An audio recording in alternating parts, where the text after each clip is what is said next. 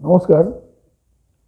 একটা জন্মকুণ্ডলী যখন বিচার করা হয়ে থাকে তখন আমরা যেমন 12টা রাশি বা 12টা ঘর এবং 9টা গ্রহ বিচার করে থাকি, সেই সাথে আমাদের দেখতে হয় 27টা নক্ষত্র যে আছে সেই জাতক বা জাতিকার কোন নক্ষত্রে জন্মগ্রহণ করেছে সেটাও কিন্তু ভীষণ ইম্পর্টেন্ট।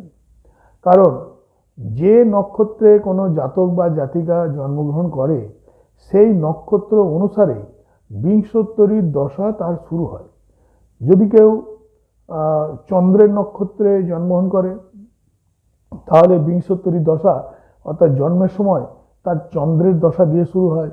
যদি কেউ বুধের নক্ষত্রে জন্মগ্রহণ করে তাহলে তার জন্ম সময় থেকে বুধের দশা শুরু হয়। এটা যেমন হয় তেমনি আবার নক্ষত্রের ওপর বিচার করে আমরা নবতারা চক্র অর্থাৎ এই যে 27টা যে নক্ষত্র তার মধ্যে কোন কোন নক্ষত্রগুলো আমাদের পক্ষে শুভ আর কোন কোনগুলো আমাদের পক্ষে অশুভ সেইগুলোরও কিন্তু বিচার করা হয়ে থাকে। কারণ এটা সকলেই জানেন যে এই 27টা নক্ষত্রের মধ্যে 18টা নক্ষত্র সাধারণত কোনো জাতক জাতিকার শুভ হয় এবং 9টা যে নক্ষত্র সেই 9টা নক্ষত্র কিন্তু অশুভ হয়।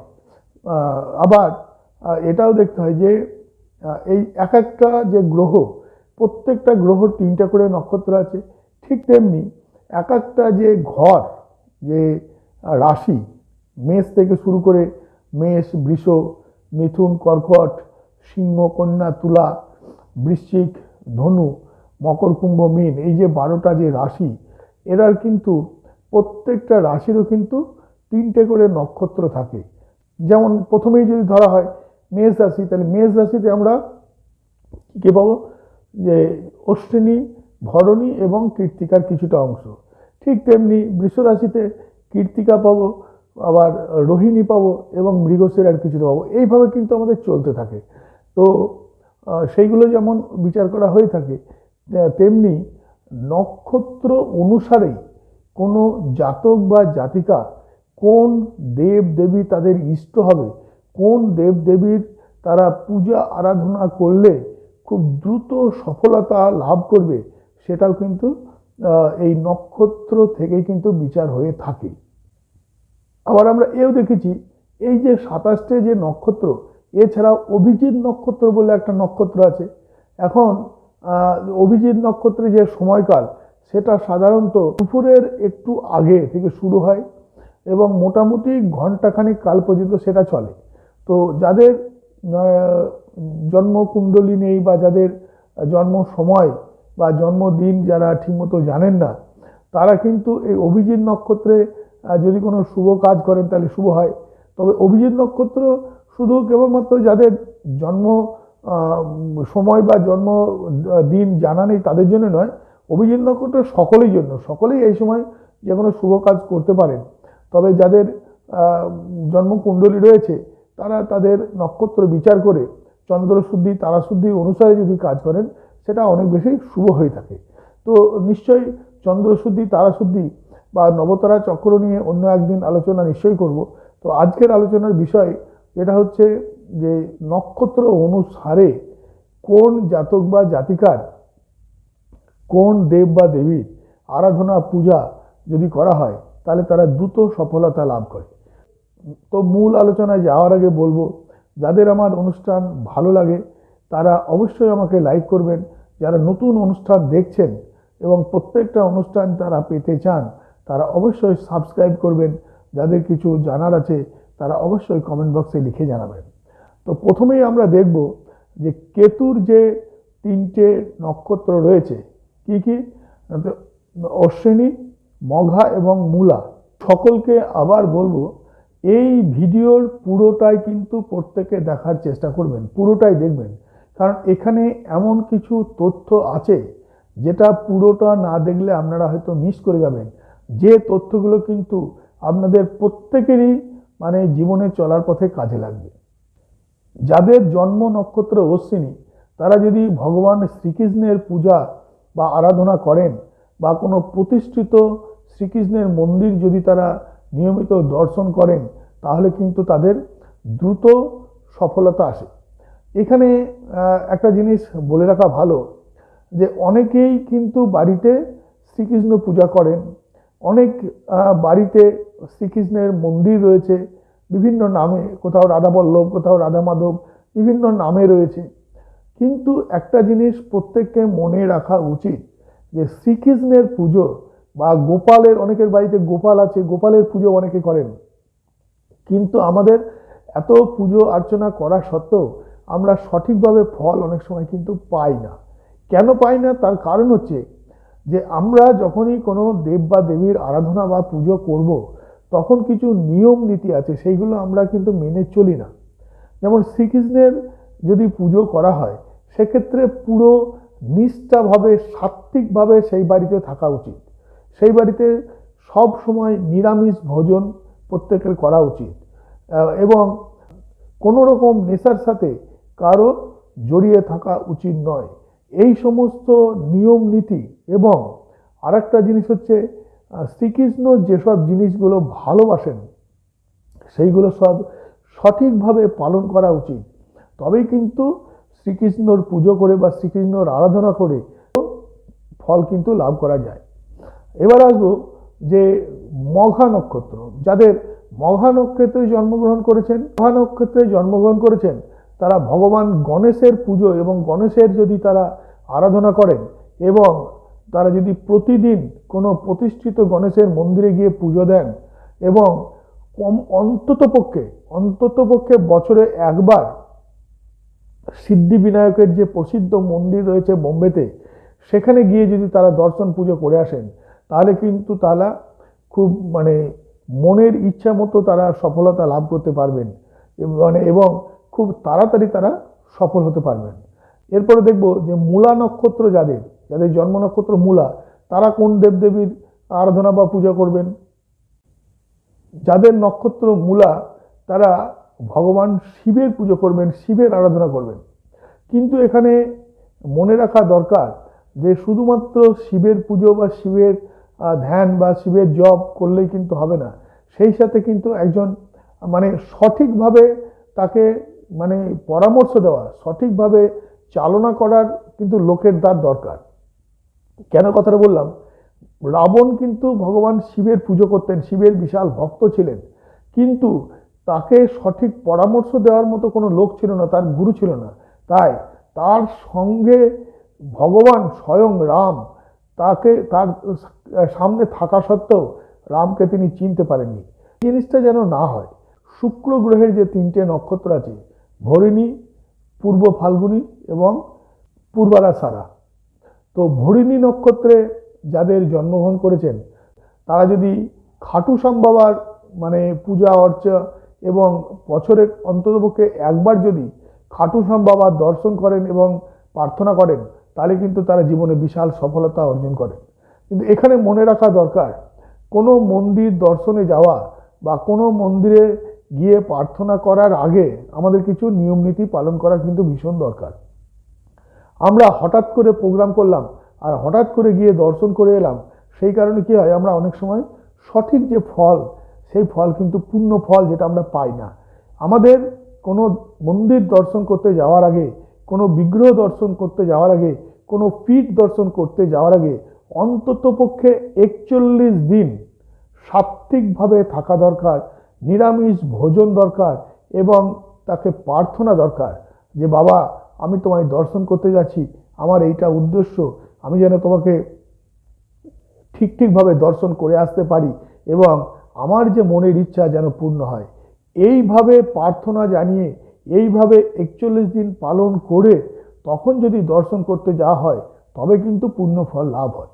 এরপর আমরা দেখব পূর্ব ফাল্গুনী যাদের নক্ষত্র, তারা কোন দেবতার পুজো করবে। যাদের জন্ম নক্ষত্র পূর্ব ফাল্গুনী, তারা যদি ভগবান শ্রী রামের পূজা অর্চনা করেন, শ্রী রামের ভজনা করেন, তাহলে কিন্তু তারা জীবনে সফলতা অর্জন করবেন। আর যাদের পূর্বাষাঢ়া যাদের নক্ষত্র, তারা যদি ভগবান শিবের আরাধনা করেন, ভগবান শিবের পুজো করেন এবং তাহলে কিন্তু তারা সফলতা অর্জন করবেন। আমরা জানি একজন সন্ত আসারাম বাপু, উনি কিন্তু শিবের পুজো করতেন, এবং যখন থেকে উনি শিবের প্রচার শুরু করেন তখন থেকে কিন্তু ওনার নাম ডাক ভীষণভাবে চারিদিকে মানে প্রচারিত হয়। এরপর আমরা দেখব রবির যে তিনটে নক্ষত্র আছে, কৃত্তিকা, উত্তর ফাল্গুনী এবং উত্তরাষাঢ়া। তো কৃত্তিকা নক্ষত্রে যারা জন্মগ্রহণ করেন নিয়মিত যদি গণেশের মন্দিরে গিয়ে তারা মানে পুজো দিয়ে আসেন বা মন্দির দর্শন করেন এবং বছরে একবার যদি সিদ্ধিবিনায়ক মন্দির দর্শন করেন তারা দ্রুত সফলতা লাভ করতে পারেন। উত্তর ফাল্গুনী নক্ষত্রে যারা জন্মগ্রহণ করেছেন তারা যদি ভগবান শিবের পুজো বা শিবের অর্চনা করেন তাহলে তারা তাড়াতাড়ি কিন্তু সুফল লাভ করবেন এবং সফলতা অর্জন করবেন। যাদের যাদের শিবের পুজোর কথা বললাম বা শিবের আরাধনার কথা বললাম তারা যদি কেদারনাথ, পশুপতিনাথ বা বিশ্বনাথ দর্শন করেন তাহলে কিন্তু তারা যথেষ্ট ভালো ফল লাভ করবেন। এর জন্ম নক্ষত্র উত্তরাষাঢ়া, ভোলামুখীর মন্ত্র জপ করেন এবং অন্ততপক্ষে বছরে একবার দুর্গা পুজো করেন, যে আমাদের 4টে নবরাত্রি, যে কোনো একটা নবরাত্রিতে যদি তারা দুর্গা পুজো করেন তাহলে কিন্তু তাদের খুব দ্রুত সফলতা লাভ করেন। দেখব চন্দ্রের যে 3টে নক্ষত্র আছে, রোহিণী, হস্তা এবং শ্রবণা। চন্দ্রের প্রথম হচ্ছে যে রোহিণী এবং হস্তা নক্ষত্রে যারা জন্মগ্রহণ করেছেন তারা যদি শিবের আরাধনা করেন, শিবের পুজো করেন এবং শিবের যে মন্দির যেটা বললাম যে কেদারনাথ, পশুপতিনাথ এবং বিশ্বনাথ যদি তারা দর্শন করেন এবং সেখানে গিয়ে যদি প্রার্থনা করে আসেন তাহলে কিন্তু তাদের সফলতা আসে। যাদের শ্রবণা নক্ষত্রে জন্মগ্রহণ করেছেন তারা যদি মা দুর্গার আরাধনা করেন, মা দুর্গার পুজো করেন তাহলে কিন্তু তাদের খুব তাড়াতাড়ি জীবনে সফলতা তারা লাভ করেন। এবার দেখব মঙ্গলের যে 3টে নক্ষত্র আছে, মৃগশিরা, চিত্রা এবং ধনিষ্ঠা। মৃগশিরা নক্ষত্রে যারা জন্মগ্রহণ করেছেন তারা যদি ভগবান শ্রীকৃষ্ণের পুজো আর্চা করেন, শ্রীকৃষ্ণের জপ করেন তাদের কিন্তু তাদের সব ধরনের সুখ তারা পাবেন। চিত্রা নক্ষত্রে যারা জন্মগ্রহণ করেছেন তারা যদি ভগবান শ্রী রামের পুজো করেন, শ্রী রামচন্দ্রের যদি তারা ধ্যান অর্চনা করেন তাহলে কিন্তু তারা সব ধরনের মানে সুখ লাভ করবেন। কিন্তু এখানে শুধু রামের পুজো করলে হবে না, রামের প্রতি ভক্তি হনুমানজির মতো হওয়া চাই। হনুমানজিরও কিন্তু চিত্রা নক্ষত্রে ছিল, কিন্তু হনুমানজির চিত্রা নক্ষত্রের যে পতি মঙ্গল সে নিচস্থ হয়ে কর্কটে ছিল, সেই জন্য তিনি কিন্তু ঋষিদের অভিশাপ তাকে পেতে হয়েছিল। তবে তিনি জাম্ববানের মতো তিনি গুরু পেয়েছিলেন বা মেন্টর পেয়েছিলেন, তাই যখন দরকার পড়েছিল তিনি তার শক্তির কথা জাম্ববান হনুমানজিকে মনে পাড়িয়ে দিয়েছিলেন, ফলে তিনি সেই পুরনো শক্তি তিনি আবার ফিরে পেয়েছিলেন। যাই হোক, এখানে কথা হলো যাদের চিত্রা নক্ষত্র তারা যদি শ্রী রামচন্দ্রের পুজো আর্চা জপ করেন এবং ভগবান হনুমানের মতো যদি তাদের ভক্তি থাকে তাহলে তারা জীবনে যে কোনো ধরনের, ধন তো দূরের কথা, যে কোনো ধরনের সুখ তারা লাভ করতে পারেন। ধনিষ্ঠা নক্ষত্রে যাদের জন্ম তারা ভগবান শিব বা হনুমানজির যদি তারা পুজো করেন বা আরাধনা করেন তাহলে তারা জীবনে খুব দ্রুত সফলতা লাভ করতে পারেন। এরপর আমরা দেখব রাহুর যে 3টে নক্ষত্র আছে, রাহুর 3টে নক্ষত্র হচ্ছে আদ্রা, স্বাতী এবং শতভিষা।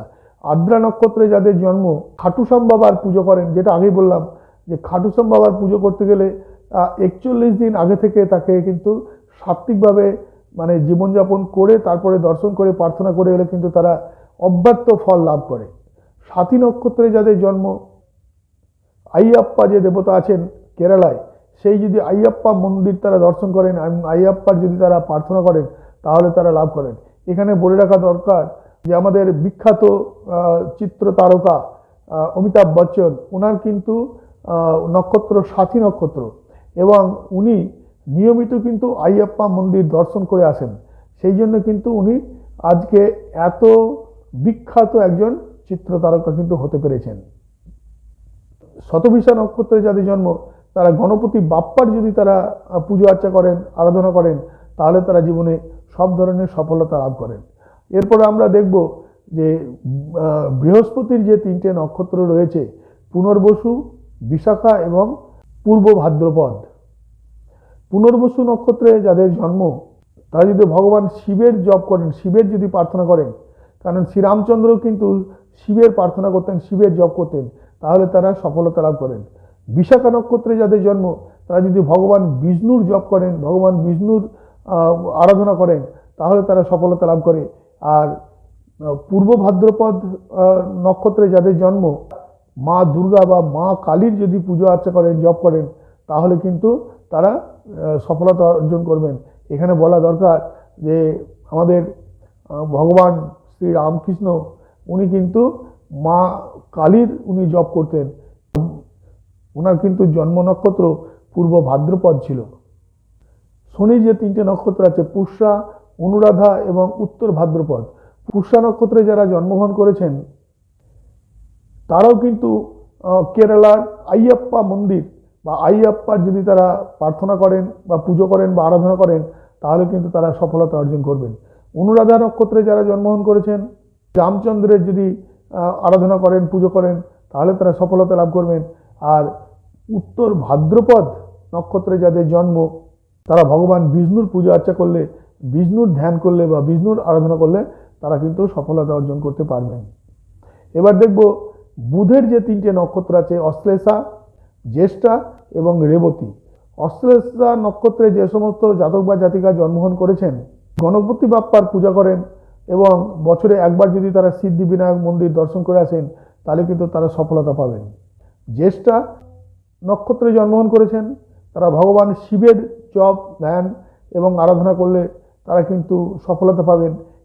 এবং রেবতী নক্ষত্রে যারা জন্মগ্রহণ করেছেন, তারা বালগোপালের যদি পূজা করেন, প্রার্থনা করেন, বালগোপালের যদি সেবা করেন, তাহলে কিন্তু তারা সফলতা অর্জন করবেন।